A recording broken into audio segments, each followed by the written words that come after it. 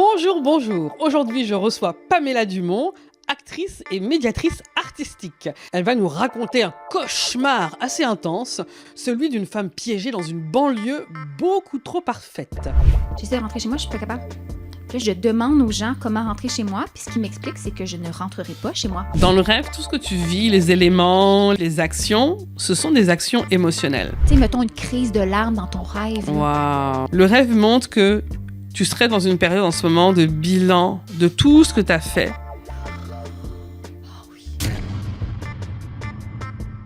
Aujourd'hui, je reçois Pamela Dumont, actrice et médiatrice artistique. Elle va nous raconter un cauchemar intense, une femme piégée dans une banlieue beaucoup trop parfaite qui cherche désespérément à s'en échapper. On y verra un bunker, des réfugiés, des faux papiers à 1000 $ et des agents de la Gestapo au coin des rues. Des images violentes qui parlent en réalité d'un sujet très intime. L'interdit de s'aimer soi-même. Ce plafond de verre un peu invisible qu'on s'impose parfois, souvent sans le savoir. Un sujet qui touche beaucoup d'entre nous, surtout celles et ceux qui travaillent dans des milieux artistiques ou professionnels dans lesquels la performance est constante. Ça vous parle ? Alors, restez avec nous, vous allez voir comment un cauchemar peut révéler une prison, mais surtout, vous indiquer le chemin vers la sortie et les solutions. Je suis Laurence Eleni Bakayoko, bienvenue au studio Dans tes rêves. Bonjour, bonjour, Allô. Pamela Dumont. Allô, Laurent! Ça va? Ça va super bien, toi? Très bien, merci. Merci à toi. Bah écoute, bienvenue dans tes rêves. Je suis énervée, je te l'ai dit d'avance, là. Je suis comme énervée. C'est très bien. Mais oui, c'est ça. Moi, c'est une première fois que je me fais analyser, puis je me sens comme full chanceuse. Wow. Vraiment.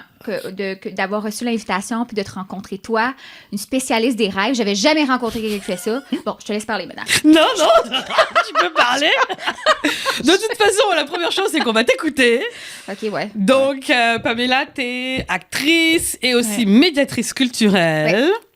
Et donc, on peut te retrouver aussi sur tes médias sociaux, Ben ouais. notamment ton Instagram. Dumont Caramel. Dumont Caramel. Mon nom de famille étant Dumont. Ouais. Voilà, super. Caramel. Ouais. Tout à fait. Ouais. Alors, aujourd'hui, on va écouter un rêve qui, en fait, est un rêve cauchemar. Oui. Ouais. Ça t'a réveillé carrément. Ouais. Ouais. Tu sais, moi, je rêve. C'est pour ça que j'ai accepté ton invitation. Moi, je rêve beaucoup, beaucoup. Puis pour des raisons, je pense, qui sont différentes selon les rêves. Tu sais, j'ai vraiment... Moi, j'ai une personnalité de type anxieuse dans la vie. Tu sais, je ne fais pas de... Ben, en tout cas, j'ai pas de diagnostic d'anxiété généralisée, mais je suis de type... Tu sais, je dois voir le gars, là, j'ai plein d'énergie, je suis de même, je suis intense, j'aime ça les... Mais, fait que j'ai l'impression, en fait, que mes rêves, souvent... C'est un espace d'expiation, là, de plein d'affaires, là. Ouais. Puis des fois, c'est super doux, des fois, c'est super beau, des fois, c'est magnifique, puis des fois, c'est cauchemardesque. Là, c'était ça, là. Aïe, aïe, aïe. Là, c'était vraiment ça. Fait que, comme je t'ai dit un petit peu avant, là, c'est un rêve qui s'est passé tout récemment. C'était, là, on est un lundi, là, je sais pas quand est-ce que ça va être difficile, mais on est un lundi, puis ça s'est passé dans la nuit d'avant-hier. Fait que la nuit de samedi à dimanche. Puis là, je me suis dit, bon, parfait, tu sais, je vais te raconter je vais raconter celui-là à Laurence parce qu'il s'est passé là.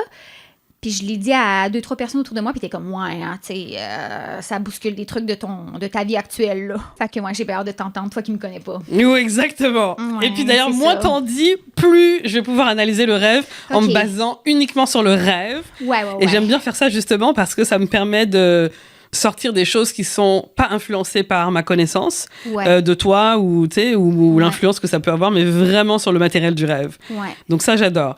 Donc c'est un rêve qui t'a réveillé. Ouais. Dans le fond, c'est la différence entre un mauvais rêve et un cauchemar. Ok. La définition, c'est que le cauchemar réveille vraiment. Ah! Ouais. Je savais pas ça. Ouais. Et le mauvais rêve, dans le fond, tu te réveilles pas. C'est comme un cauchemar, mais tu te réveilles pas.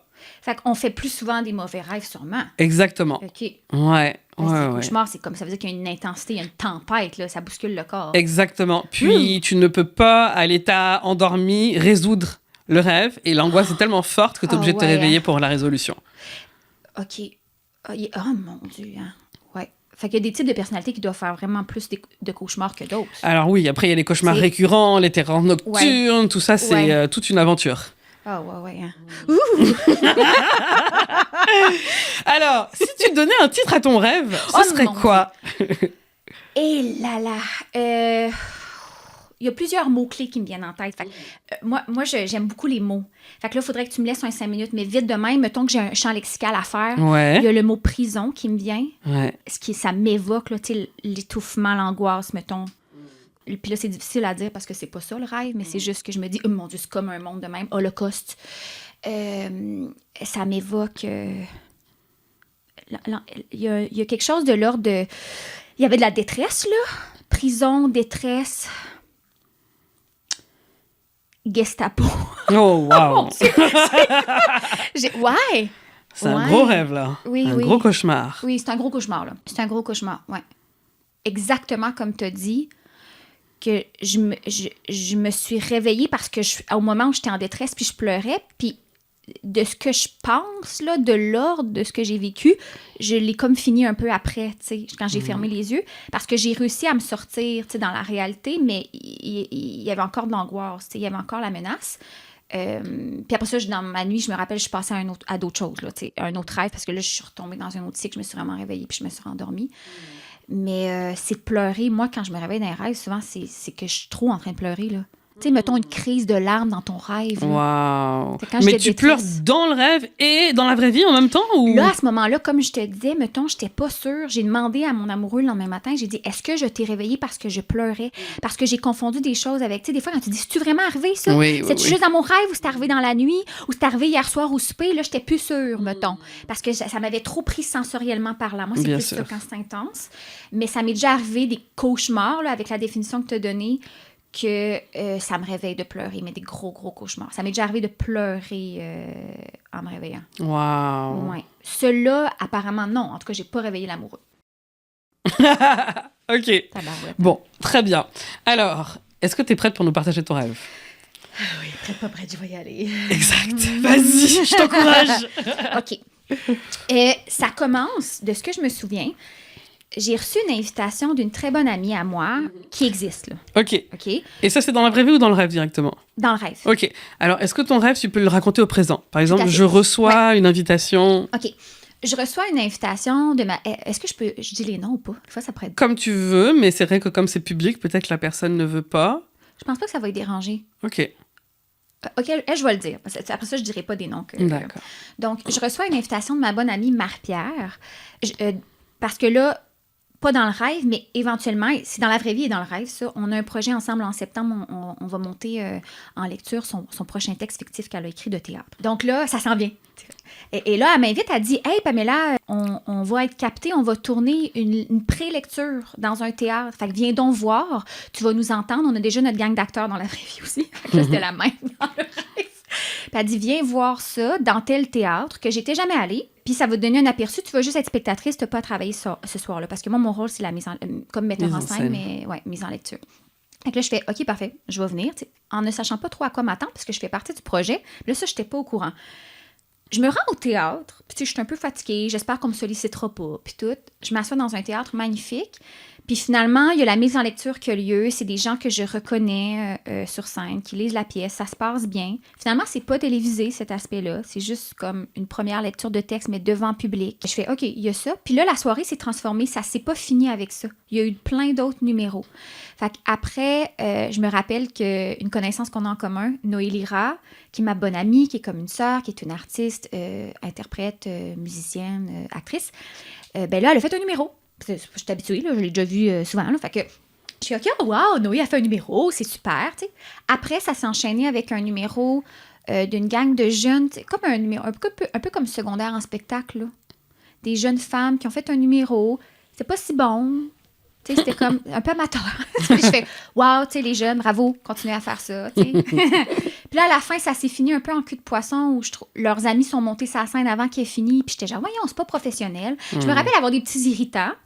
Et finalement, la soirée se clôture, fait très, très long spectacle, se clôture avec un film. Puis c'est un film que j'ai jamais vu. Je reconnais pas les acteurs.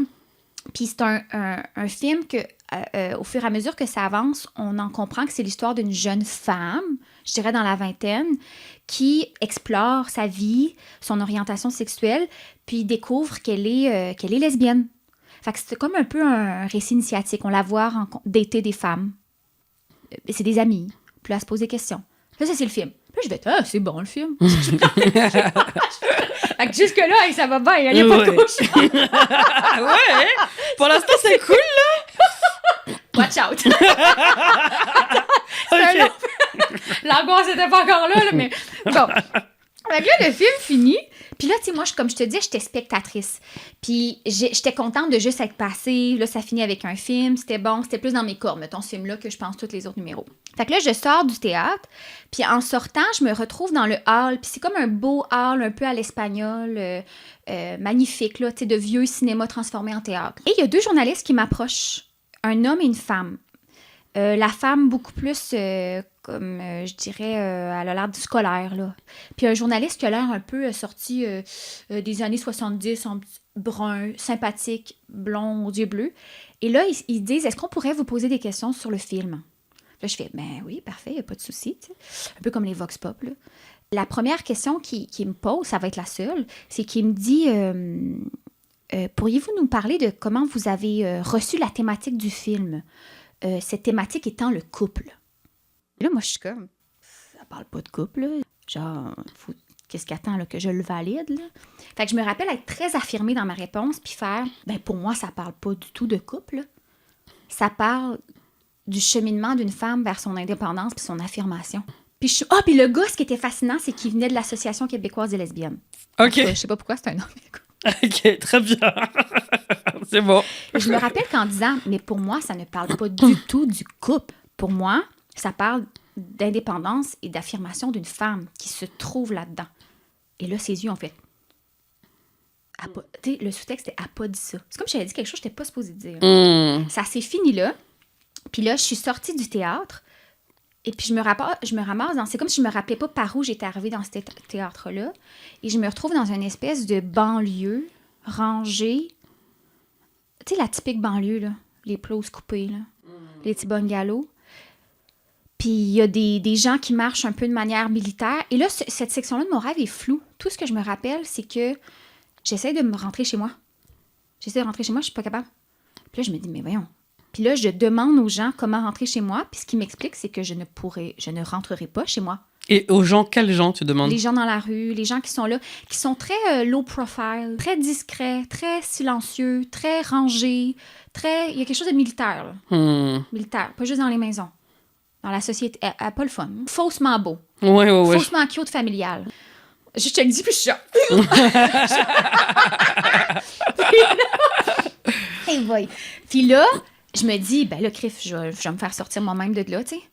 Fait que là, je cherche un moyen de sortir. Puis ça, je pense, ça a duré vraiment longtemps. Mais je me rappelle plus. Je me rappelle vraiment pas. Puis je me rappelle juste que la sensation d'étouffement est vraiment montée. Puis il m'est rien arrivé de grave. Mais ce qu'on me disait, c'est, non, maintenant, c'est ici. T'es ici et tu s'en sors pas. Et tu ne sortiras pas d'ici. Il y a des gens qui ont vraiment formulé ça. Ou c'est toi qui as l'impression? Oui, mais pas dans ces mots-là. OK. C'était comme, ben non, c'est ici que tu vis. C'est ici que t'es. Puis moi, je comprenais, je pourrais pas sortir. Oui. Mais c'était pas genre aussi dit, là, tu sais. Mais je comprenais donc qu'on savait qu'il fallait que je reste ici. Puis j'étais comme, mais qu'est-ce que c'est ça? Et là, à force de virailler dans ce village banlieusard un peu trop parfait, léché et angoissant, ben, je me rappelle être tombée dans un coin un peu abandonné, genre terrain vague, sur un bâtiment long et bas, en espèce de pierre ou briques gris, là, genre long. Tu sais, comme un début de tunnel, on dirait, mais un bâtiment. Tu sais, comme un vieux bunker, mais vraiment long. Là, instinctivement, je décide de rentrer dedans, comme, tu sais, pour prendre une pause. Je rentre dedans et c'est plein de gens qui ont l'air vulnérables, qui jasent ensemble, qui parlent, qui sont assis par terre. C'est bondé. Et c'est des réfugiés qui essayent de sortir de ce monde-là. Fait que beaucoup, moi, je me rappelle d'une femme, son enfant, ils ont peur. Et là, ce qu'ils essayent de faire, je me fais expliquer qu'il est possible d'acheter des papiers pour sortir. Qui t'a dit ça? Les gens là-bas que j'ai demandé. Okay. Je pense que c'est un homme. Je pense que c'est un homme qui me l'a dit. Un autre réfugié comme toi? Ouais, c'était les gens qui étaient là. OK. Fait que moi, je me rappelle d'une femme, son enfant, puis il me semble que c'est un homme... Vite de même, j'ai comme un homme avec un petit béret, mettons, qui m'a dit que les gens qui étaient ici attendaient pour avoir leurs papiers pour passer de l'autre côté, qui était au bout du bâtiment. Je leur demande comment on fait, puis il dit ça coûte 1 000 $. Je me rappelle, ça coûte 1 000 $. Fait que là, je fais OK, ben je sais pas comment, mais je le paye. OK. Et tu trouves que c'est cher ou pas, toi? Ouais. Ouais. Attends, qu'est-ce que j'ai trouvé ça cher? Je pense que oui, mais je me rappelle pas m'être dit oh my god, moi je vais être capable de le payer. Je me rappelle m'être dit ces gens-là peuvent-tu se le payer? Qu'est-ce qui se passe? Tu sais, il y a une espèce de comme qu'est-ce qui se passe avec eux, je le sais pas. Tu sais, il y avait tellement de monde à coup de 1000 $, je me dis ils s'en font, on crée de l'argent. Ils s'en font de l'argent. Ouais. Fait que là, je le paye, puis je me rappelle, alors que plein de gens qui attendent, mais moi, aller dans une file au bout du tunnel pour... C'est comme s'il y avait une douane au bout du tunnel. Tu fais la file? Tu fais la queue? Ouais, il y a une file, puis il y a comme les douaniers sont un peu plus hauts, puis là, c'est comme la sortie du tunnel édifice, là, en long, là, gris, là. Et là, je me rappelle, l'angoisse est à son maximum parce que je vois des douaniers déchirer les papiers payés à 1000 $ des gens. C'est comme s'ils savaient que c'était des faux. Ils savaient que c'est des faux, puis ils renvoyaient. Et puis, arrivé à mon... Fait que là, j'angoissais. Tu vois, ça me met comme un peu émotive. Puis, j'angoissais, puis je me disais, mais qu'est-ce que je fais? Qu'est-ce qu'il faut que j'invente? Puis, dans le fond... Ah oui, c'est ça! Je viens de me rappeler, il fallait se faire passer pour des journalistes qui étaient rentrés dans ce monde-là. Fait qu'il fallait comme raconter une histoire d'un motif qui n'était pas le vrai pour lequel on avait été là. Ça venait avec nos papiers. OK. Puis là, moi, de mon souvenir, j'ai dit cette affaire-là, mais on m'a refusé le passage, puis on a déchiré mon papier. Et puis c'est là que je me suis mise à pleurer. OK. Vraiment intensément, là. Puis je me rappelle faire comme, comment je vais faire. Ça fait tellement longtemps que je viraille dans ce monde-là. Comment je vais faire. Je pleurais, puis c'est là que ça m'a comme réveillée un peu. Ouais. Je me rappelle être consciente que je suis en train de pleurer. Il y a un moment que je comprends pas si c'est... Parce qu'après la grande détresse, là, je sais que j'ai trouvé un moyen de sortir, puis je me rappelle pas lequel. Ah! Je me suis fait passer pour quelqu'un d'autre. Je me rappelle pas que j'ai fait. Je me rappelle sortir du monde, trouver un moyen. Ouais. Puis quand je suis sortie du monde, ce que je me rappelle, c'est que là, c'est comme si j'arrivais dans le vrai monde, mais on va dire la réalité. Là. Puis là, j'avais même pas pensé sur le coup, c'est quand je me le suis raconté le matin que j'ai fait, mon Dieu, c'est donc bien flagrant et simpliste. Ce monde-là, il est urbain. Tu sais, ça ressemble plus comme à New York ou Montréal. J'avais même pas fait c'est la grosse dichotomie. Fait que là, j'arrive dans genre un mini New York, Montréal, genre centre-ville. Et je me dis, OK, je suis revenue. Mais je sais pas si ça me fait plaisir, dans le fond, que ce soit de même, le monde. Mais tout ce que je fais, c'est que je constate que c'est plus comme des édifices à tours, là, tu sais, des tours. C'est très gris. Alors que dans la banlieue, c'était très vert. Très gris, mais beaucoup de mouvements, là, tu sais. Le chaos, c'est un chaos. Beaucoup de voitures qui circulent. Et là, tout ce que je me rappelle, c'est de voir des agents comme de la Gestapo. Tu sais, c'est comme habillé un peu vieillot, là. À être à des coins de rue. Parce qu'ils essayent de faire rentrer les gens. Oh là! Dans le monde. Mais ça, c'est une supposition. Parce qu'en fait, dans le fond, on sait pas. Tu les vois juste et puis... Je les vois guetter, observer. Ouais. Je les vois, puis ce que j'ai, c'est un sentiment de fuite. C'est « Ah, c'est pas terminé ». Pas parce que t'es revenu dans ce monde-là que c'est terminé. Wow. Puis là, je me rappelle pas si c'est dans ce monde-là où... Je pense que c'est juste avant de sortir. Tu sais, le moment où je sais pas comment j'ai réussi, là, je me rappelle plus, que je pense que j'ai réussi à prendre une autre identité, point, là. Tu sais, ça a été comme vraiment long, j'ai l'impression que c'est ce qui a buildé le sentiment de détresse. Mais je me rappelle voir une facture, celle de mon paiement de 1000 $ ou celle de quelqu'un d'autre, là, et de voir les prix détaillés, puis de voir qu'il y avait un montant qui allait à ceux qui nous ont fait les faux papiers, mais qu'il y avait une différence qui allait au gouvernement, à l'État dans lequel on était. Fait qu'il était au courant de qui sortait puis qui achetait. Ils faisaient payer les... C'est pour ça qu'ils déchiraient nos papiers, dans le fond. Attends, j'ai pas bien compris. Okay. Attends, je vois. Oui, c'est ça. C'est un peu intense, hein? Mais dans le fond, je me rappelle être tombée sur une facture. Une facture après que moi, je me suis fait déchirer les papiers puis que j'étais en grande détresse parce que la première fois, je ne réussis pas à sortir. Ouais. Puis sur cette facture-là, je réalise que le frais de 1000 $ ne va pas tout aux personnes qui essaient de nous faire sortir puis qui nous fabriquent des faux papiers, mais qu'il y a une bonne différence là, de quelques centaines de dollars. Qui va à l'état de banlieue dans lequel on est pogné. OK. Fait qu'ils sont au courant de qui essaie de sortir. Ben donc, corrompu. Mais corrompu ou il facilite? Pourquoi corrompu? C'est vrai. Moi, dans ma tête, c'est vrai, j'ai pas vu ça de même. Moi, dans ma tête, je pensais que c'était genre ceux qui font les faux papiers sont corrompus puis ils le disent à l'État. Puis l'État se prend une cote. Eux-mêmes qui emprisonnent. Tu vois, moi, dans mon rêve, j'ai vécu comme une corruption, mais c'est vrai que c'est peut-être pas une corruption. Mais moi, je l'ai vécu comme une corruption. Ouais. Voilà. OK. Alors, tu sais, ton rêve me fait penser un peu au Truman Show. Je sais pas si tu connais. J'adore Truman Show. Moi, je pense que si j'avais une maladie mentale, ça serait le Truman Show syndrome, là, genre. Ce qui n'est pas le cas, là, j'en ai pas. C'est un peu tout l'univers que tu recrées dans ton rêve, là. Donc, la référence, elle est quand même assez flagrante. Ouais. Donc, ça m'étonne pas que tu me dises que tu adores ça, parce que ça ressemble quand même. Les fausses banlieues, tout le monde répète. C'est non, vrai. tu es là, tu vas bien. Tellement, tu sais, qu'il joue son rôle, puis qu'il te dit quoi faire, puis faut que tu arrives à tel moment, là. Ouais. Alors donc, le rêve commence, si je récapitule très rapidement. Le rêve commence, toi, tu dois juste être là dans un théâtre à Montréal pour Je sais pas si c'est à faire... Montréal. Je sais pas c'est où. D'accord. Je sais pas c'est où. C'est comme je suis invitée dans un théâtre auquel je suis jamais allée. Ok. Probablement que c'est pas à Montréal, parce que Montréal, je suis allée dans tous les théâtres, puis je le reconnais pas. Ah, ok. Je pense. Donc, c'est un nouveau théâtre. Toi, normalement, tu es là juste pour voir la lecture d'un texte, mais finalement, c'est tout un show différent, là, avec plein d'artistes différents, puis il y a des jeunes, puis il y a des artistes plus confirmés. Ce que je connais, qui est le texte que je connais, que j'ai déjà lu, Ouais. va ensuite se poursuivre avec plein de numéros qui n'étaient pas attendus. Oui, Ouais. c'est ça, là, c'est étonnant quand même. Ouais. Et bon, tu essaies quand même d'encourager surtout les petits jeunes à avancer, même si, bon, ils sont pas super. Après ça, tu t'en vas, tu marches dans la rue, puis là, tu tombes dans un monde... Attends, non, il y a une autre... Il y avait les journalistes. Ah oui. Il y avait le film Exact, il y a le film, Il y exact. avait les journalistes, puis après ça, je suis pognée dans la banlieue autour, puis je suis pas Exact, capable de sortir. voilà. Ouais. Et puis ensuite, tu réussis à sortir au final. Très bien.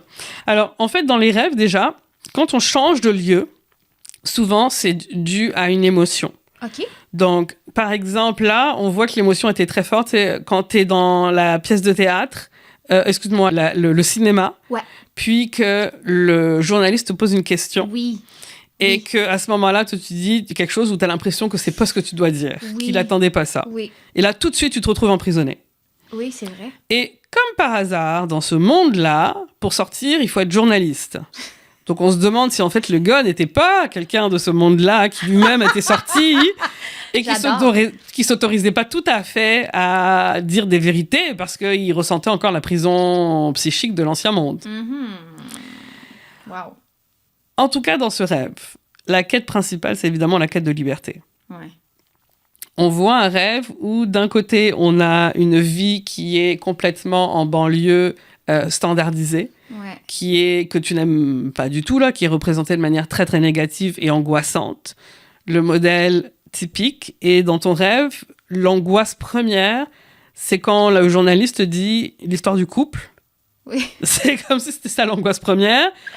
Et là, tu dis, mais c'est pas du tout ça le film que moi j'ai vu. Non. Donc, et là, tu sais, tu bascules dans le monde de prison, puis dans la banlieue où tout est parfait, puis le gazon est comme bien vert. On imagine très bien des familles vivent là-dedans, des couples parfaits vivent là-dedans. Ouais. On imagine très bien ça. Ouais. Donc, il y a cette quête-là qui est expliquée dans le rêve de liberté fondamentalement. C'est une quête de liberté.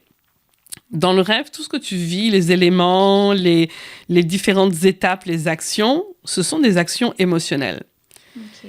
Donc, c'est comme si ça reflétait dans ta vraie vie une quête de liberté fondamentale, mais qui est très, très forte. Et ça passe par plusieurs étapes. D'abord, dans la question d'aller voir le théâtre, on passe par une première étape où toi, je pense que tu vois, c'est un peu une rétrospective de tous les rôles peut-être que tu as joués dans ta carrière, peut-être les moments plus jeunes où peut-être tu n'étais pas si bonne que ça. C'est bon, mon Dieu, j'aime ça. Je sais pas. C'est tellement drôle. Mais t'es là, non mais allez-y, go les gars, je vais vous encourager, t'es capable. Je sais pas. J'adore, tu me surprends au bout. Je me permets de dire ça. Ben oui, mon Dieu. Mais parce que souvent dans les rêves, c'est comme si ça passait plusieurs étapes et surtout que là, tu passes dans plusieurs lieux et il y a beaucoup de temps qui se passe au théâtre. Et quand on est sur une même scène où il y a beaucoup de choses qui se passent et qu'on est spectateur, souvent c'est quand on regarde une rétrospective de notre vie. C'est donc bien intéressant. Et même ton ami Noé Lira, là, dont tu parlais, c'est toutes les personnes dans les rêves sont des facettes de nous. Ça, c'est la plus belle facette. Ah. Alors, moi, je vais te demander d'abord dans cette partie-là, elle chante dans le rêve. Ouais, elle chante dans la vraie vie. Ouais. Et quand tu la regardes, qu'est-ce que tu penses dans le rêve? Que je l'aime. C'est ce que tu penses? Dans le rêve, hein, pas dans la vraie vie. Ouais, c'est vrai. Ben, vite de même, je me rappelle avoir un moment de surprise. Ah ben, Noé fait un numéro. Genre, pourquoi je le savais pas, genre. Puis après ça, je fais comme... J'ai l'impression que je me sentais pas mal comme dans la vraie vie quand je la vois. Je suis très protectrice, je suis très comme une sœur, je vis beaucoup par procuration. Ses excitations, ses réussites, quand elle performe, un côté un peu maternel, sœurette. J'ai pas l'impression que j'étais me sentais différemment. Fait que j'essaie de voir. Je me rappelle, je l'avais trouvée bonne. Ça passait vite, je me rappelle. C'était un numéro. Ouais. Mais en tout cas, c'est une partie de toi que tu vois, là. Wow. Ben oui. C'est une partie de toi. Donc, qui est mise sur scène. OK. Donc, le théâtre, ça pourrait représenter... Et puis, tu sais, moi, des fois, je vais te dire le mot pourrait, des fois, je vais te dire directement ça représente. Mais dans le fond, il faut bien comprendre que moi, j'analyse le rêve avec ma petite méthode. J'ai des petites lunettes et je te présente tout à travers ces petites lunettes. Ouais. Mais c'est des hypothèses, évidemment, à chaque fois. Ben oui. Voilà.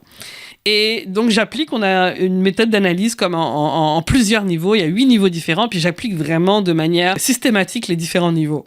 Wow. Oui. Wow. Donc là, le spectacle et le fait qu'il y ait eu plusieurs passages, etc., c'est comme une rétrospective de ta vie, que tu regardes plusieurs étapes, plusieurs passages, plusieurs moments différents de ta vie. Et le fait d'être spectatrice, c'est le fait de faire un bilan.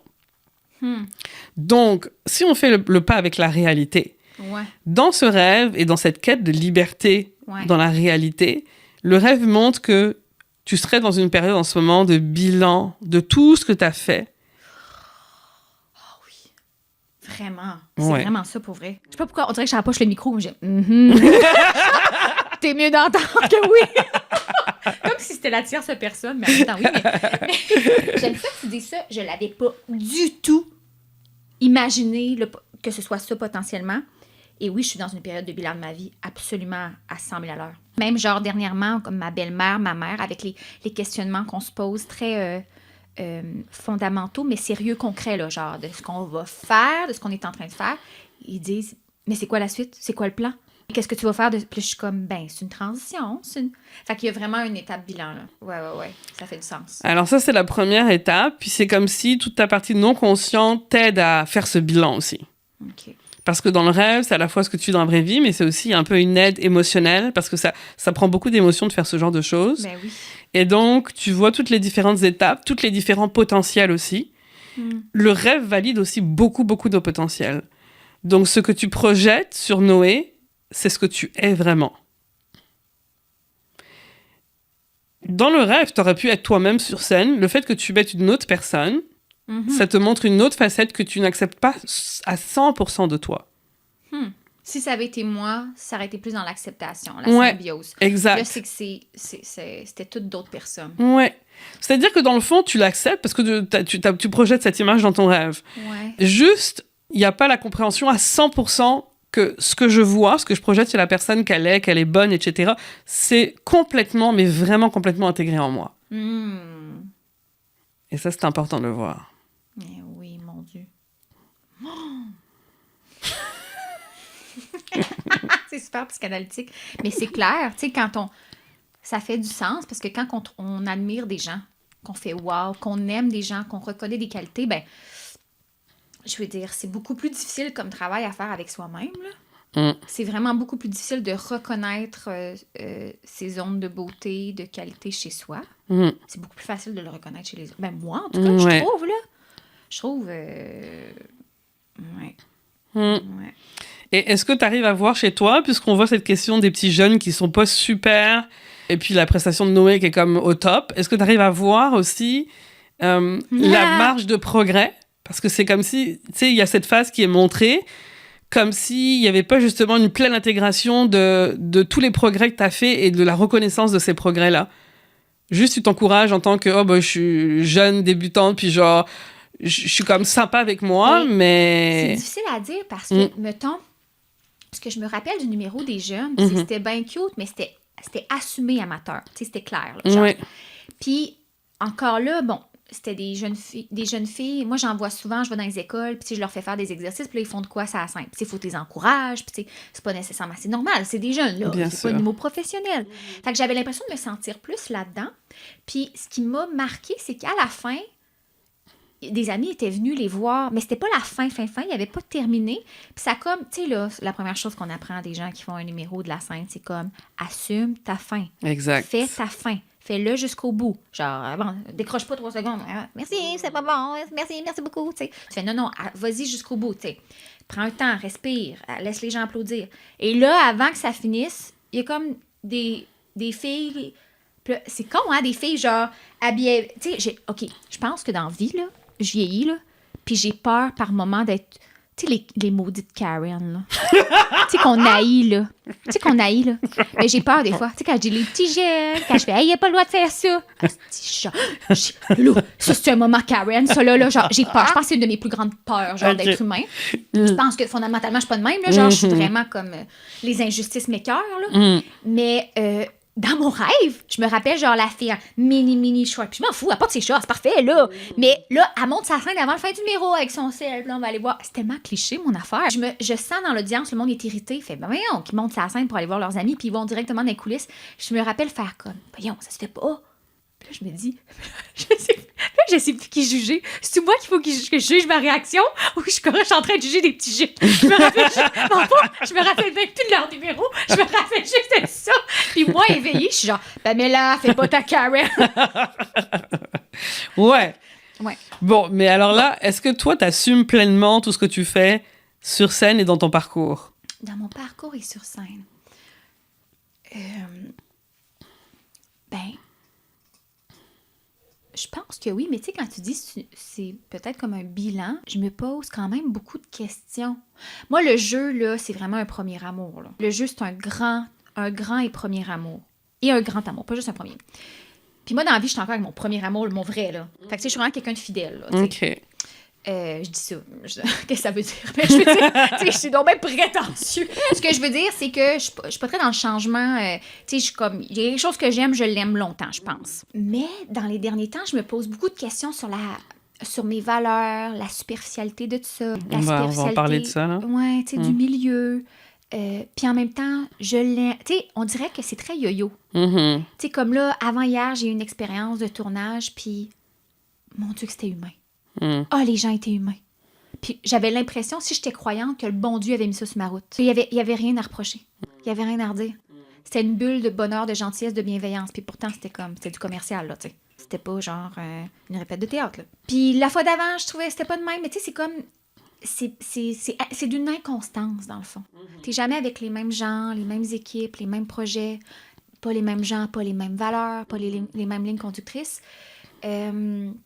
Puis après ça, ben, je me pose beaucoup de questions sur la performance, la performativité, mais partout, pas juste dans mon milieu. Puis en vieillissant, je trouve c'est ça, on soulève les incohérences, puis soit on est un peu plus dans le déni, ou soit on vit de moins en moins bien avec les incohérences. Moi, je pense que j'accueille les paradoxes, mais j'ai besoin de plus de cohérence. OK. Fait que je pense que je me pose sincèrement des questions sur tous les pans, genre, pas tout, là. J'ai des certitudes, comme, mettons, moi, je suis mariée, c'est une certitude, je suis vraiment contente, genre. C'est apaisant, mettons. Puis je dis pas ça parce que... C'est drôle, parce que le couple, moi, je suis pas pro-couple, là. Genre, fais ce que tu veux, man! Fais ce que tu veux! Liberté! Mais on dirait que dans ma vie, je nourris tellement le doute et les incertitudes que là, de dire, OK, ça, j'ai ça comme certitude, ça en serait une autre, ça m'apporte un peu de paix. Oui, bien sûr. Bien sûr. C'est une zone... ça devient, je trouve que quand tu as une certitude, ça, on dirait que c'est une forme d'espace sécuritaire. Oui, bien sûr. Mais le milieu, le travail, je me pose des questions sur, mettons, est-ce que je diminue la médiation culturelle pour plus jouer? Parce que là, ce mois-ci, j'ai fait plein d'auditions, mais parce que c'était le seul mois de l'année que j'étais libre. Le reste, je suis tout le temps engagée pour faire de la médiation culturelle. Oui. Et j'adore ça, mais à un moment donné, je fais... Qu'est-ce que je fais? Est-ce que je fais de la place? Est-ce que je fais plus de place pour ça en sachant que, ben oui, tu sais, tu fais moins, tu prends plus de risques parce que quand tu auditionnes, c'est bénévole, puis tout ça. Puis donc, pendant ce temps-là, tu n'es pas en train de donner un atelier puis d'être payé. Mais pas juste ça, là, tu sais, pas juste l'argument financier, aussi il y a la superficialité de toujours...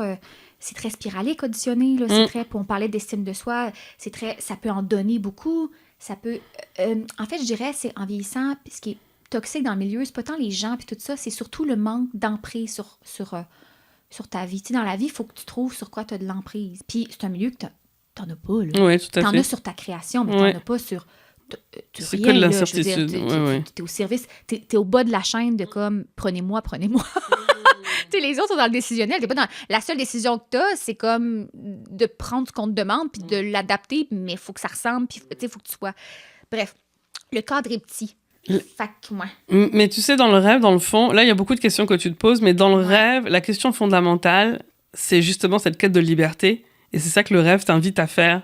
Ouais. Parce qu'il y a une grosse quête de liberté. Et vraiment, là, il y a une grande angoisse où, dans la situation dans laquelle tu es, tu te sens vraiment angoissée et contrainte et pas du tout dans ta nature. Ouais. Ça, c'est clair. Mais donc, je vais revenir. Dans la première partie, donc, c'est comme si on t'offrait une rétrospective de tout ton parcours. Ouais. Ça finit avec les petits jeunes, il y a quand même un jugement. Ouais. Donc, il est possible que toi aussi, tu te juges beaucoup.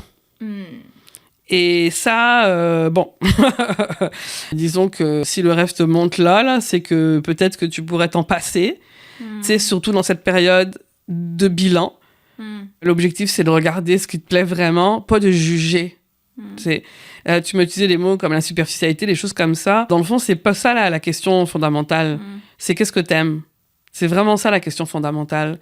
Il n'y a pas de jugement là-dedans, là. Superficialité, pas superficialité, on s'en fout, là. Ouais. Vraiment pas. Exactement. Ouais, ben oui.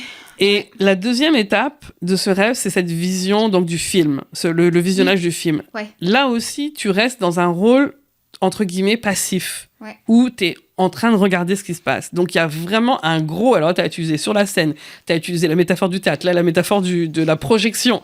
Donc, on a tous les moyens de regarder, de faire le bilan sur sa vie. Je veux dire, tu es en gros bilan, là. Ouais. Et ici, normalement, c'est un film qui parle sur un sujet... Au début, c'est le couple, normalement, c'est ça? Ou c'est juste le journaliste qui parle de ça? C'est juste le couple. C'est juste le... Pardon, mon Dieu, le lapsus. C'est juste le journaliste qui parle qui en parle de ça. Moi, c'était pas du tout ça. Au début, le documentaire, le film est censé parler de quelque chose avant que tu comprennes que ce soit une histoire de filles qui se découvrent. Ouais, ben je le sais pas de quoi ça va parler. Dans le fond, je découvre que c'est un film. Puis c'est une jeune femme qui est avec ses amis de filles puis qui vit son quotidien. Tu sais, je me rappelle qu'on suit une femme puis qu'elle va vivre des questionnements puis ça reste très doux, très nuancé puis que tu sens qu'elle fait son coming out sans avoir besoin de faire son coming out, que elle se trouve dans les expériences qu'elle vit. C'est vraiment ça, moi, je me rappelle. Ouais. J'ai trouvé ça beau. Ouais. Et donc là, tu comprends bien qu'on parle de toi aussi. Cette femme, c'est toi.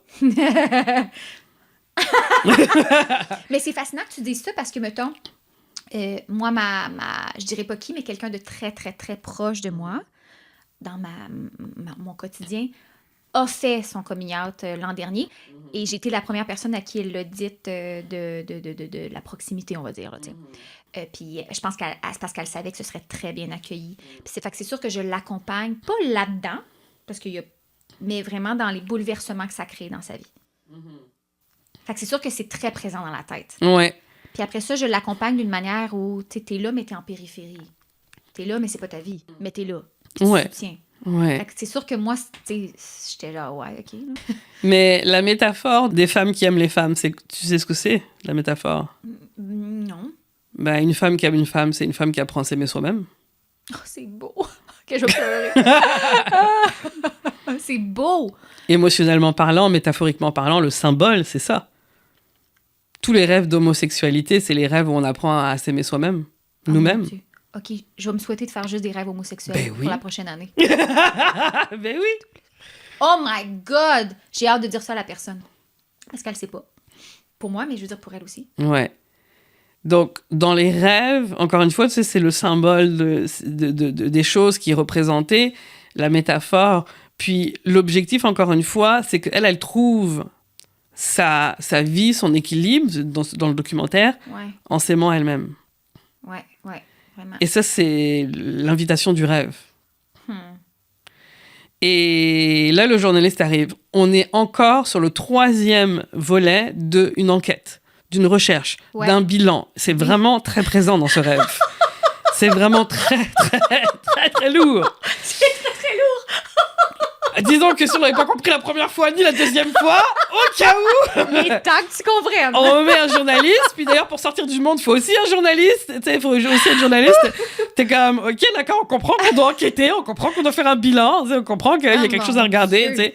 Fait qu'on voit que, encore une fois, toutes les introspections que tu fais, et les enquêtes que tu fais sur ta vie, sur comprendre ce qui est important, c'est à tous les niveaux, là. C'est incroyable comment c'est montré par tous les symboles du rêve. C'est très, très fort. Okay. Donc là, il y a un travail qui est fait de manière, on va dire, inconsciente pour t'aider dans la partie consciente, là, avec ce genre de rêve-là. Mais on voit quand même que, donc, dans la question que le journaliste pose, ici, ça t'emmène directement, c'est-à-dire que l'émotion est trop forte, ça t'emmène directement dans la prison. Oui. Ça, il y a quand même un signe, ou ça pourrait être un signe, qu'il y a une interdiction de s'aimer soi-même. Il y a un interdit qui est posé. Ton but, c'est de me faire pleurer à un moment donné? Non. Et toi, j'ai encore... Parce que, mon Dieu, c'est touchant, c'est émouvant, parce que c'est tellement des... C'est ça, c'est surprenant. Mais c'est parfait, dans le fond. Mais c'est surprenant parce qu'on pense tellement à la première affaire qui nous vient en tête quand on rêve de quoi. Oui. Puis là, c'est pas ça, tu sais, une interdiction de s'aimer soi-même. Waouh, ouais. Parce qu'on passe de cette femme-là, qui s'aime soi-même, qui se découvre son chemin de liberté, qui est toute la quête du rêve, et tout à coup, on pose une question, puis là, tu te dis, ben non, mais moi, c'est ça, là, tu sais, c'est une femme qui... etc. Et puis là, il y a comme une interdiction, le gars fait comme, oh, c'est pas ça qu'elle devait dire, et tout à coup, ton rêve change, ellipse, on se retrouve dans la banlieue. Comme une punition. Exactement. Donc, quand on passe d'un lieu à un autre, il y a toujours, comme j'ai dit, un lien émotionnel. Et ici, on voit que c'est l'interdiction. C'est comme si le mental, quand tu t'avances sur cette piste à fond de vraiment s'aimer, il y a comme un cap que tu n'as pas le droit de passer. On n'a pas le droit de s'aimer vraiment pleinement. Sinon, on est renvoyé à la prison. Ça se peut, je pleure à un moment donné, là. Inquiétez-vous pas, je suis boyarde. Mais c'est vraiment émouvant. Ouais. C'est vraiment émouvant. J'avais comme pas vu à quel point ça peut être une métaphore, parce que je trouvais ça déjà fort. Je trouvais ça déjà, mettons, genre, mon Dieu, le couple, on le sait bien, tout ça, c'est des carcans, tu sais. Je suis quelqu'un qui est pas pour ces normes-là, là, si ça te fait pas du bien. Fait que j'avais limité mes lectures à ça. Mais là, mais je fais comme tabarnak, j'avais pas vu à quel point ça revenait à soi-même. Là, il y a quelque chose de vraiment une invitation à s'aimer soi-même pleinement. Pleinement, pleinement, pleinement, pleinement. Et tout ce qui est police, bon là, on est carrément dans la Gestapo, là. On a un niveau supérieur, extrême. C'est ça, c'est pas doux, là. Et tu sais, si on analyse les rêves d'un point de vue... dans le fond, Freud, quand il avait commencé à faire l'analyse des rêves, il avait placé comme... En fait, juste dans sa version des faits, il y avait le moi, le ça et le surmoi. Ouais. Le ça, c'est ce qu'on exprime, les premiers instincts quelque part. Là, je vais comme vraiment schématiser. Il y a des choses bonnes, tu sais, puis il y a des choses qui sont un peu plus violentes. Là, je veux taper mon voisin parce que je suis fâchée. Bon, peut-être pas, tu sais. Le moi, c'est notre moi en société, ce qu'on va présenter aux autres. Et puis, le surmoi, c'est ce qui va faire que, dans le fond, si je veux taper mon voisin parce que je suis énervée, que j'ai comme cette agressivité en moi, le surmoi va dire, peut-être pas. C'est peut-être pas une bonne idée. Donc, le surmoi va aider le moi à évoluer en société. Ouais. En contenant les choses négatives, entre guillemets, ou trop violentes du ça, des pulsions. Le ça, c'est les pulsions. Alors, le surmoi, il est très utile. Parce que justement, si j'ai un but d'évoluer en société, si j'ai un but de trouver ma voie comme toi, de voir quelle est la prochaine étape, je ne vais pas me court-circuiter juste parce qu'à un moment, je suis énervée puis je vais taper mon voisin, là. Je dis pas que c'est toi ce que tu fais, là, tu sais. Je m'en retiens, là. Non, je parle juste en général du ça, du moi, du surmoi. Oui. Sauf que bien souvent, on voit dans les rêves que le surmoi est beaucoup trop développé. Et certaines choses de base ne sont pas autorisées. S'aimer pleinement, c'est considéré comme un délit. Et là, on le voit avec la surpopulation de policiers et qui sont carrément de la Gestapo. Il y a un niveau que tu as le droit d'atteindre, d'être sur scène, ça a été complètement validé. De s'aimer, ça a été validé aussi, mais pas trop, là, tu sais. Ouais, ça une amorce, puis le pouf, paf. Exactement. Plus loin. Ouais. Donc, le rêve invite, dans cette quête de liberté-là, à aller pleinement t'aimer toi, complètement, entièrement, dans ce que tu es, de pas être dans le jugement et pas non plus être dans ce truc-là, le cap de... C'est comme un plafond de verre que tu t'imposes à toi-même dans l'amour. C'est tellement beau. Hmm. Parce que quand tu l'as dit la première fois, j'étais genre, ouch, ouch. Mais pas dans le sens, genre, j'aime pas ça que tu me dises ça, dans le sens que, ben, tu sais, oui, c'est ça, là, tu sais, s'aimer soi-même. Puis, plus que j'y pense, dans les derniers temps, dans la dernière année, je suis beaucoup plus, on va dire, no bullshit. Ouais, people pleasing à fond la caisse. Puis hyper sensible à fond la caisse, là. Puis tu veux que tout le monde soit bien, là. Puis là, fait que je me restreins beaucoup moi-même. Mais, ça fait que dans des moments, genre, dans le passé, tu sais, tu te figes. Parce que tu penses qu'il faut t'agir d'une manière, t'arrêtes de respirer. Puis, dans les derniers temps, je l'ai essayé un peu plus, tu sais, de faire, même dans un contexte qui est stressant, un contexte qui est professionnel, un contexte qui est nouveau. Tu sais, que les paramètres aussi de l'anxiété, genre le ciné, là, tu sais, t'as pas le contrôle, c'est imprévisible, c'est nouveau. Ton ego est peut-être mis en danger selon toi, là. Il n'y a pas vraiment de danger, là, mais toi, t'es comme... Ouais. J'ai fait... Ben, assume que t'es cette personne-là, là, genre... Mettons, tu le vois, là, Laurence, on se rend compte, mais mes yeux, tu sais, je suis expressive, là, je suis pas genre, je suis pas toute petite. Mais des fois, souvent dans ma vie, je me suis dit, faut que je sois plus petite. Puis, c'est angoissant, ça. Oui, exact. Ouais. Ben, je le sais que j'ai dérangé bien du monde, puis du monde proche, des fois, parce que des fois, le monde pense que parce que t'es de même, tu fais exprès. Mettons, tu rencontres ma mère, mon père, là, c'est génétique, là. Tu t'en poses plus de questions après. Ouais. Mais je peux pas être traînée avec moi, malheureusement, pour justifier mon existence. Fait que je pense que en tout cas, tu me dis ça, puis j'y avais pas du tout pensé, mais dans les derniers temps, je sais que j'ai pratiqué l'autocompassion, puis je me suis validée dans des situations où j'ai fait « Hey! Le monde, précisément, t'a connecté avec eux où ça s'est bien passé parce que t'avais pas besoin de te mettre un décorum plus fort que ça. » Hey, mais c'est un gros sujet, là. Ben, ça va beaucoup avec l'hypersensibilité, je trouve aussi, le retien de soi, penser qu'il faut retenir cette partie-là. Bon, people pleasing, oui, mais je trouve que c'est tellement galvaudé, on en parle tout le temps. Tu sais, on parlait sur le spectre tout à l'heure, tu sais, on peut avoir des tendances aussi, tu sais. On a appris à comme détecter rapidement la lecture de l'autre, puis se retenir quand on est très sensible, que ce soit d'être sur le spectre ou pas, là. Moi, je trouve que ça touche à toutes ces zones-là. Ouais. Je suis genre, oh my God. Ouais. Et quand tu parles de mettre en place un décorum, c'est un peu mettre en place la version fausse, là. C'est un peu la banlieue que tu présentes. Ben, c'est ça, Simonac. La banlieue étouffante. Donc, clairement, tu n'appartiens pas à ce milieu, tu te sens pas dans ce milieu, et puis on voit bien que tu n'es pas du tout à l'aise là-dedans. Mais tu réussis à t'en libérer. Parce que moi, je te fais le rêve au fur et à mesure. Le rêve se termine, tu réussis à te libérer. Oui, j'ai encore peur, mais je suis libérée. Donc, c'est un grand parcours que le rêve trace, là, à travers tout ça. Alors, tu réussis à sortir, et qu'est-ce qui te fait sortir? Donc, tu payes ces 1 000 $. Là, tu dois passer un peu pour la journaliste. Donc, on revient à la question de quête de soi. Donc, on passe du premier journaliste qui te pose une question qui t'angoisse, te remet dans ce monde-là. Donc, on voit qu'il y a eu comme, entre guillemets, une rechute, entre guillemets, je sais pas comment dire, où tu t'es retrouvé réemprisonné. Et puis, à un moment, ben, tu as trouvé la sortie. Mais sauf que tu vois qu'il reste la Gestapo autour quand tu es dans Montréal. Ouais. Donc, tu reviens à ton monde, ouais. Tu sors du bunker. C'est juste avant de sortir, tu parles de file d'attente. Ouais. Dans les rêves, moi, j'invite toujours à ne pas faire le file d'attente. Qu'est-ce que tu veux dire? C'est-à-dire que quand on fait des files d'attente dans les rêves, tu te dis, mais qu'est-ce que tu fais? T'es dans un rêve, c'est pourquoi notre inconscient nous fait faire une file d'attente, c'est dans un rêve. Hey, déguédine, va dans l'action! Ben, c'est ça! Vas-y, t'as pas le temps, là! Mais oui! Les files d'attente dans les rêves, c'est quand on se priorise pas soi-même. Ah ouais. Et qu'on attend, dans le fond, la validation de quelqu'un pour s'autoriser à avancer. C'est ça la symbolique émotionnelle. Oh oui, hein. Donc, il y a quand même eu une attente de validation pour pouvoir sortir. Oui. Parce que je me rappelle aussi mais c'est full intéressant. Dans la file d'attente, je me rappelle... L'angoisse montait parce que j'observais les 2-3 personnes. Tu sais, il n'y en avait pas beaucoup, là, mais mettons 3 personnes avant moi qui passaient, puis je pouvais voir leurs papiers se faire déchirer. Ouais. C'est comme ça me préparait.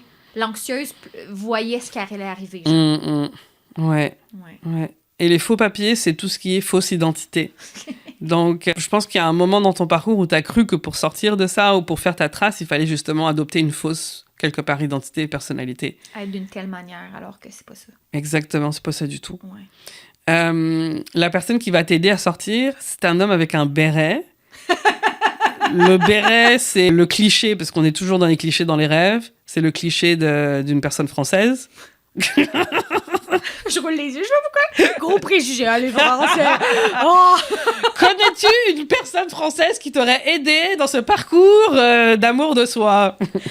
Ben là, mon chum est à moitié français, mais il ressemblait pas du tout à mon amoureux. Il n'y a pas besoin qu'il ressemble. OK, mais mettons, ça veut dire que j'ai une partie de belle famille qui est française, fait que j'en connais pas mal. J'ai beaucoup d'amis qui sont français à Montréal. Et parfois, c'est des amalgames, tu sais, les personnes qu'on voit dans les rêves. Ah ouais, hein, ça serait comme une personne française. Est-ce que... tu sais, c'est pas une personne, ça peut être un amalgame de plusieurs personnes. Ouais, oui. Mais est-ce que, si on parle de ton chum, de ton copain, est-ce que c'est une personne qui a pu t'aider sur le parcours d'amour de toi ou pas? De libération? Énormément. Ça a été... nous, on s'est connus très jeunes. Tu sais, j'étais avec mon premier amour. J'avais 16 ans. Ça fait 15 ans qu'on est ensemble. Pour ne pas dire mon âge. Lui, il a vraiment été bon pour mon estime. C'est vraiment quelqu'un qui est très dans le care et patient. Moi, je suis très impatiente et plus égocentrique que lui. OK. Non, mais dans le sens, c'est vraiment quelqu'un qui est porté sur l'autre. Tu sais, moi, quand j'étais jeune, j'avais plus de... on est vraiment complémentaires, c'est ça que je veux dire, tu sais. Puis on s'aime beaucoup, puis j'espère que je suis assez dans le care pour lui aussi, mais je veux dire, il est très... il m'a beaucoup appris la patience envers moi, à mieux vivre les colères envers soi, tu sais, tout ça. Moi, il m'a guéri de beaucoup d'affaires, ce qui est très beau en amour. Puis là, je suis plus là-dedans. Là. Tu sais, ça a été un moment de vie qui a été plus difficile de faire. Tu sais, quand quelqu'un t'apporte beaucoup, des fois, mais t'es plus là, fait que le rôle doit changer. Exact. Parce qu'il n'était pas que ça, évidemment. Mais tu sais, quand t'es jeune, moi, c'est ça, j'avais des choses à guérir, j'avais des insécurités. Puis là, je suis pas là, dans ma vie. Là, puis je le dis, on en a parlé souvent, puis j'étais comme... Tu sais, mon amour, je suis plus cette fille-là, puis moi, c'est plus ça que je cherche. Mais c'est sûr, des fois, tu as le pattern d'ancré. Plus ça va bien, tu sais, on n'est pas là-dedans, puis il n'est pas là-dedans. Mais tu sais, quand tu es, je pense n'importe qui, tu sais, c'est pas lui, c'est quand tu es là pour t'aider quelqu'un, ben, des fois, tu t'es valorisé là-dedans. Exact. Et donc là, c'est d'être capable de transformer ce rôle-là, puis je trouve qu'on a été vraiment bon. Les dernières années, on a beaucoup, beaucoup parlé, puis c'est pas quelque chose de touché, là. On n'est pas... on s'est sorti de ça, mais ça aurait pu être quelque chose qui tue la relation, là. Mais oui, ça a été quelqu'un qui m'a beaucoup apporté.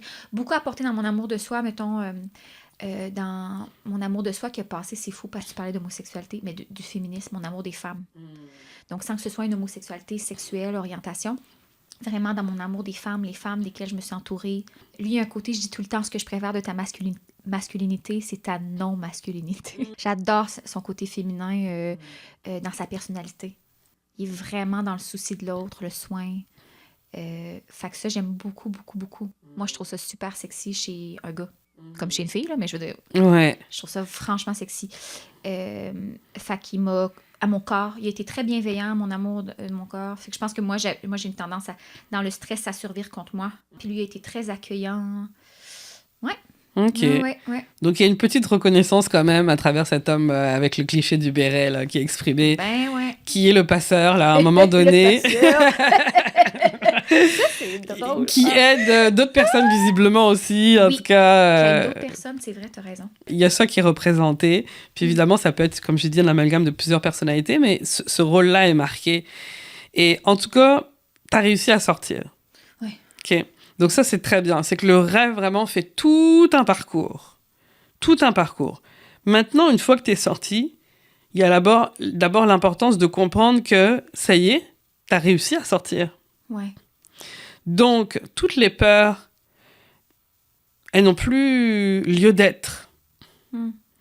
Moi, étant donné que tu es dans le monde du cinéma, que le théâtre, etc., de la télé, pourquoi ces hommes-là qui sont bien qu'un costume vieux ne seraient pas justement des anciennes réminiscences d'un mode de fonctionnement passé où tu t'auto-sabotais en termes d'expression de soi et de liberté, où tu t'auto-regardais comme une policière avec un surmoi beaucoup trop fort. Ouais.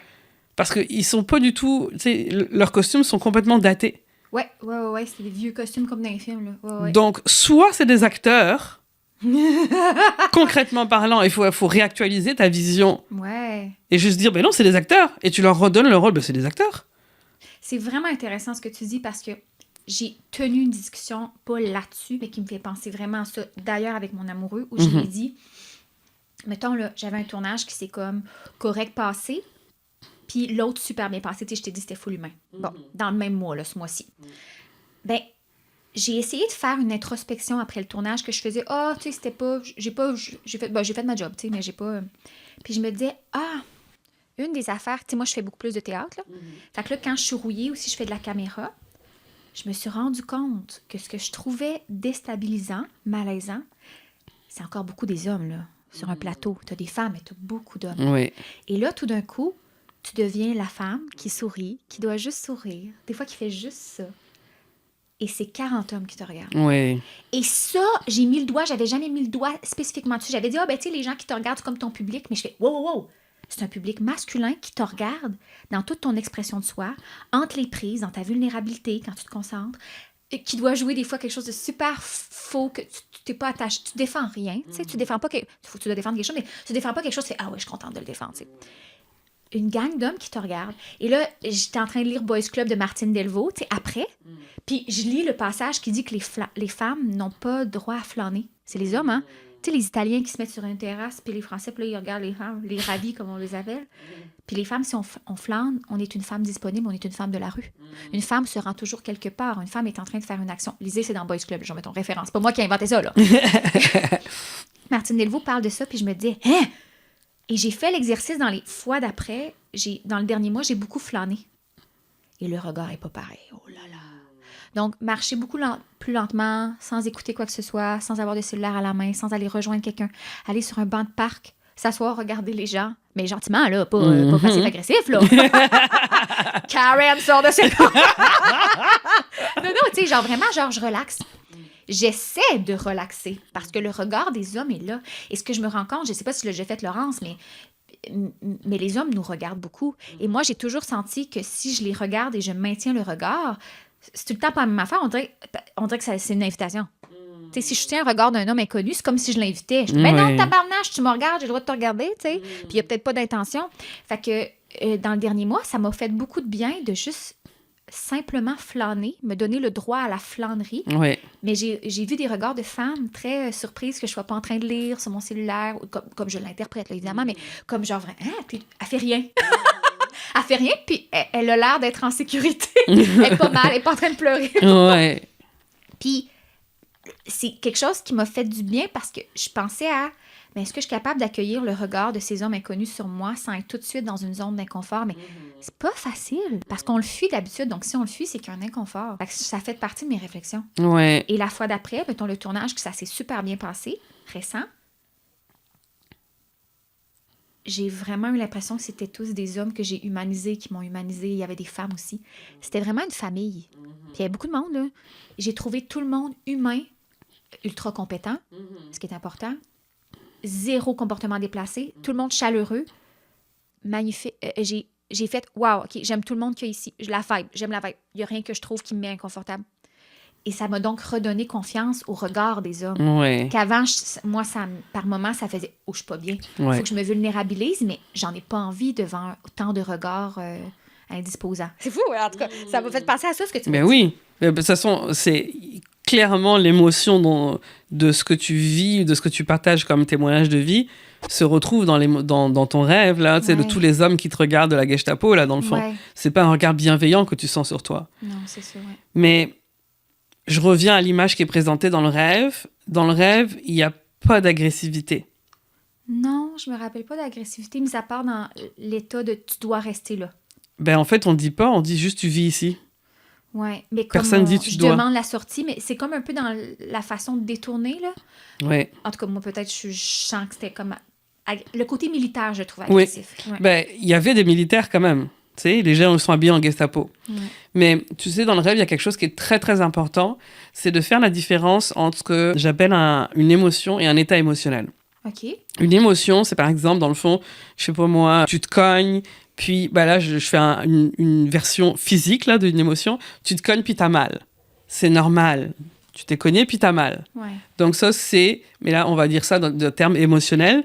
Quelqu'un te fait du mal, là, tout de suite, ben, tu ressens une émotion. Ouais. Ça, c'est une émotion. Ouais. Dans les rêves, on en voit. C'est-à-dire quand il y a une cause et puis qu'il y a un effet après. Ouais. Donc, si quelqu'un, par exemple, te bouscule dans un rêve et que t'as mal, C'est concret, c'est exact. vrai. OK, ouais. Un état émotionnel, c'est quand il n'y a pas d'action. Et justement, moi, quand j'analyse le rêve, c'est un peu comme si j'étais une journaliste ou une inspectrice et je regarde les moments où il y a vraiment des actions qui justifient. OK. Quand il n'y en a pas, c'est un état émotionnel. OK. Et un état émotionnel, c'est bien souvent dû dans les rêves à justement une vision du monde. OK, ouais. Et donc, concrètement parlant, les hommes font juste regarder, tu sais, je vais te donner un exemple très précis dans les rêves qui est vraiment un exemple que je donne tout le temps. Souvent, il y a et ça c'est un rêve très commun d'angoisse de femmes qui sont poursuivies dans la rue, puis il y a un homme derrière, puis dans leur rêve, il y a quelqu'un qui court derrière elles, puis elles ont très peur. Ah ouais. Ça, c'est un rêve comme vraiment très commun. Ouais. Tu l'as déjà fait? Moi, ma phobie, c'est de courir dans le dos, me faire courir dans le dos. Fait que oui, genre, ça vient sûrement de des affaires de même. OK. Ouais. Alors, ce rêve-là, c'est vraiment un rêve typique. Mais dans le fond, qu'est-ce qui est représenté? Un homme qui court. Mais moi, je lui dis, mais qui te dit qu'il court pour te tuer? Parce que dans le fond, la femme sait, elle me dit, non, je sais qu'il veut me tuer. Quand j'ai pas d'arme, quand j'ai pas quelqu'un qui vient dire, hey, je veux te tuer, concrètement parlant, je suis comme une inspectrice du rêve. Il n'y a pas d'émotion, c'est un état émotionnel. Le gars, peut-être qu'il court pour rattraper son bus. Tu le sais l'histoire qu'elle se raconte, mais c'est pas nécessairement sûr. Exact. Mais c'est plus que l'histoire, parce que dans le rêve, on a des certitudes qui sont tellement fortes, tellement angoissantes. Ce type de rêve-là, ça se transforme en cauchemar. Il y a beaucoup qui se réveillent. Tellement l'émotion est forte. Mais qu'est-ce que tu mets en jeu? Tu mets en jeu un homme qui court derrière toi, mais dont tu as peur. Donc, l'envie quand même de te rapprocher d'un homme quelque part, mais que tu fuis avec la peur. Évidemment, c'est une métaphore. Je parle pas dans la vraie vie. Il faut bien comprendre, il y a une grande différence. Le rêve, c'est des caricatures. Oui, accueille-le les bras ouverts. C'est ça. Je ne parle pas dans la vraie vie. Attention. Ça, c'est très important. C'est ça. On a vraiment... C'est vraiment un monde caricatural, les rêves. Il faut vraiment comprendre ça. Mais oui, hein, tout est comme exagéré. Exactement. Oui. Tout est exagéré.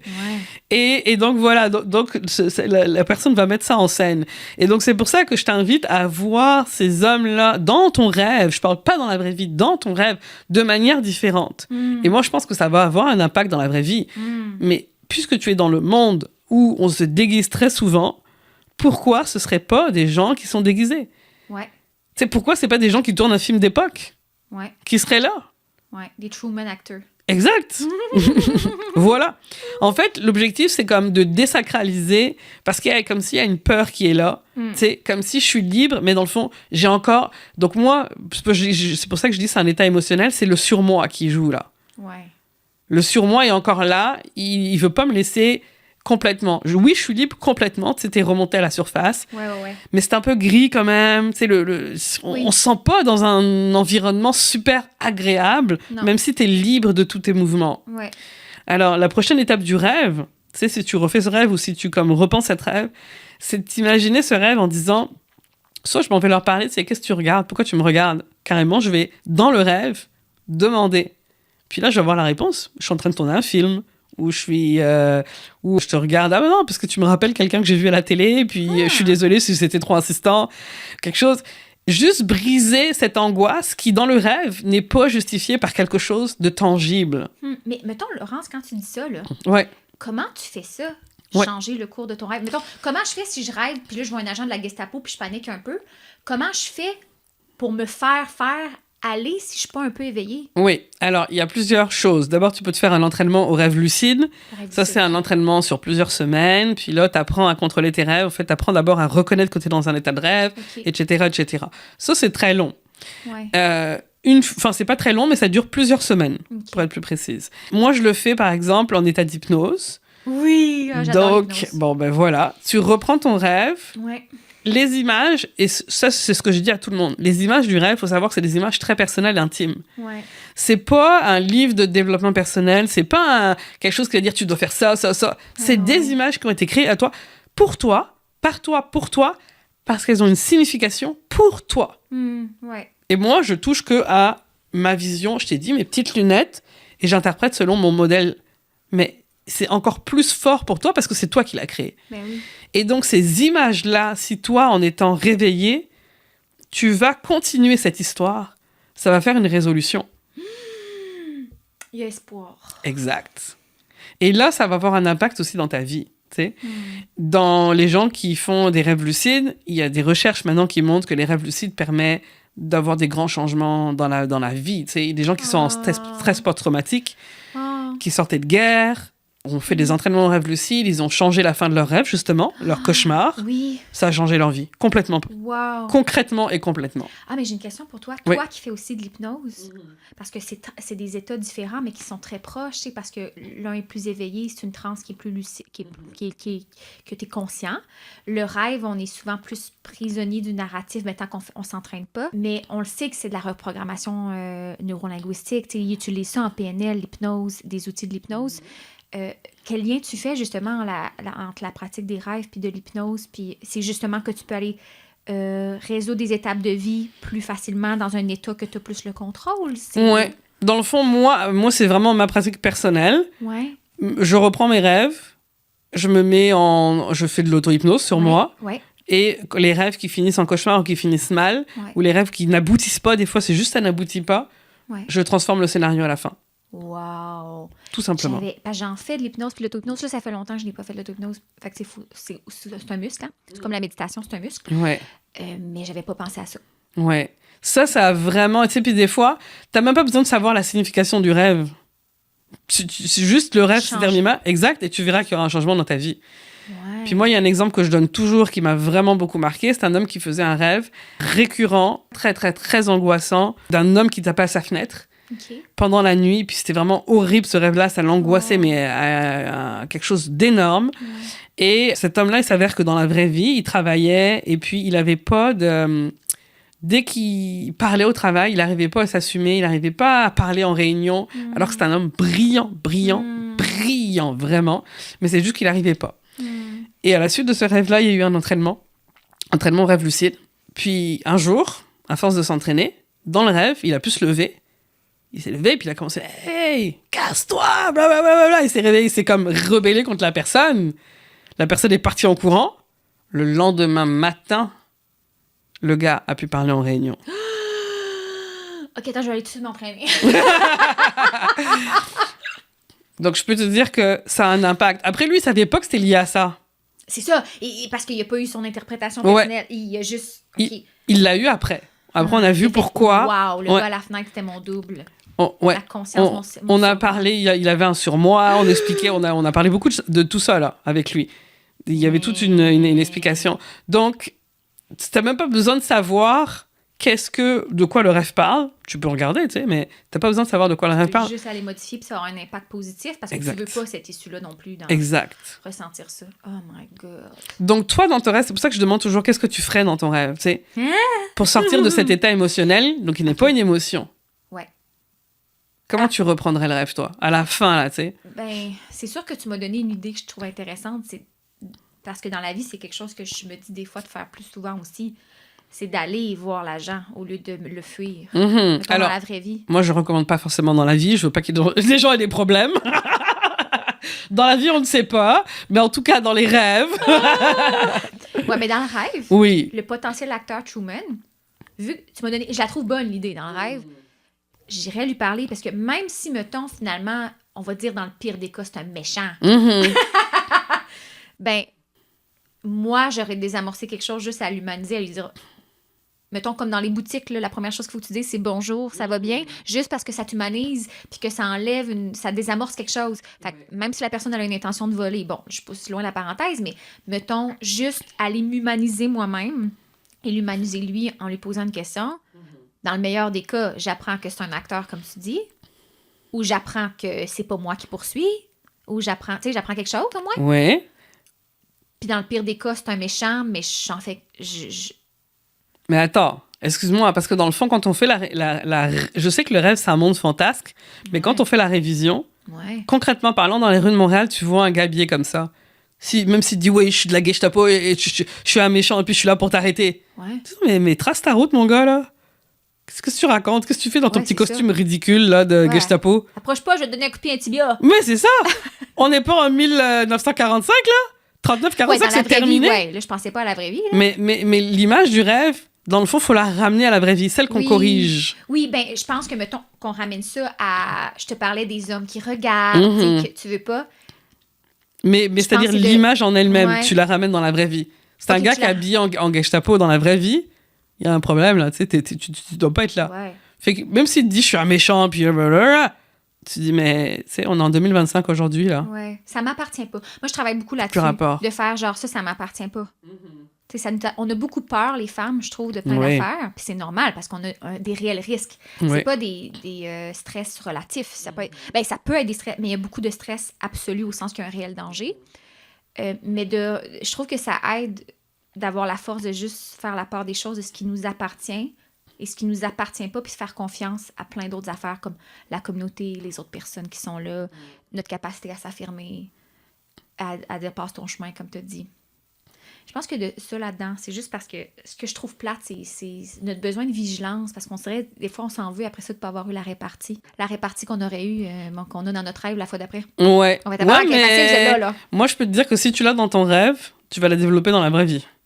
Ouais, c'est ça. Ah, ça, moi, j'y crois à 100%. Ouais, Ah, ouais. ouais, Tu sais, tu vois l'histoire du gars, là? ouais. Ce qu'il a débloqué, c'était incroyable. Mais oui, mon Dieu, oui. Ah, Incroyable. Ouais. Il se passe plein d'affaires dans nos rêves, dans notre inconscient. Et encore une fois, ce sont que des images qui sont faites 100% par nous et pour nous. Hmm. Pour nous, complètement. Hmm. C'est-à-dire que le rêve t'a concocté ton pire cauchemar. Ben, si t'affrontes ton pire cauchemar, qu'est-ce qui peut t'empêcher de vivre? Watch me. Elle fait ça de même. Ben oui! Watch me. Plus rien t'arrête. Ah non, plus rien t'arrête. C'est vrai. J'avais jamais vu les rêves comme ça. Plus comme un outil concret, au-delà de l'amusement, mettons. C'est bizarre à dire, hein? Au-delà, moi, mes rêves me divertissent beaucoup. Ah, ben, très Comme bien. des petits shows. Ben oui, très bien. J'adore, tu sais, rêver. Même quand c'est angoissant, j'ai l'impression que c'est de l'énergie qui circule, tu sais.